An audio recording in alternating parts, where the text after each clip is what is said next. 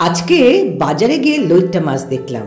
ব্যাস যেমনি দেখা তেমনি কেনা। এখানে বলে রাখি, আমি অনিতা আর আপনারা দেখছেন quick and easy to cook recipe @Annakut. জানেনই তো কি করতে হবে, একটা like, share, comment and subscribe. লইট্টা মাছের ঝুড়ো খেতে আমরা ভীষণ ভালোবাসি। আগে কিন্তু লইট্টা মাছ খেতে জানতাম না। আমাদের একটি মেয়ে ছিল, রান্না করতো, তার নাম মিনা। সেই আমাদের শিখিয়েছে লইট্টা মাছ খাওয়া। লইট্টা মাছটা খুব ভালো করে ধুয়ে জল ঝরাতে হয়, তারপর নুন হলুদ মাখিয়ে রাখতে হয়। আর এদিকে লম্বা করে আলু, বেগুন, পেঁয়াজ কুচি ও গুচ্ছের কাঁচা লঙ্কা আর রসুন লাগে, তাই মিক্সিতে কাঁচা লঙ্কা আর রসুন বেটে নিলাম। এবার সবজি জবাইয়ের পালা, তাই আলু, বেগুন, পেঁয়াজ লম্বা করে কেটে নিলাম। লইট্টা মাছটা বাজার থেকে সাইজ অনুযায়ী 2 টুকরো কিংবা 3 টুকরো কেটে নিয়েছিলাম। এবার একটা ননস্টিকি প্যানে খুব তাড়াতাড়ি ভেজে নেবো, এপিট ওপিট করে। আঁচে বেশিক্ষণ ভাজলে পরে এখানেই মাছটা ঝুড়ো ঝুড়ো গুঁড়ো গুঁড়ো হয়ে যাবে, কাঁটাগুলো গুঁড়ো গুঁড়ো হয়ে মুখে পড়বে।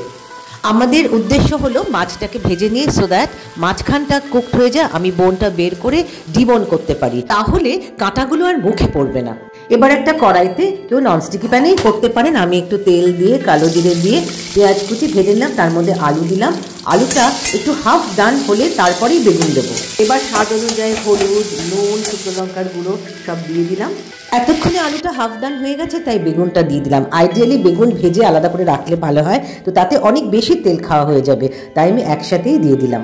এবার তরকারি খুব লজ্জা পেয়েছে, তাই ওদের ঢাকনা দিয়ে দিলাম। কিছুটা ধিমি আছে, তারপর নেড়ে চেড়ে তরকারিটা যখন হয়ে এসছে, তখন এই আমাদের সেই কাঁচা লঙ্কা রসুন বাটাটা দিয়ে দিলাম।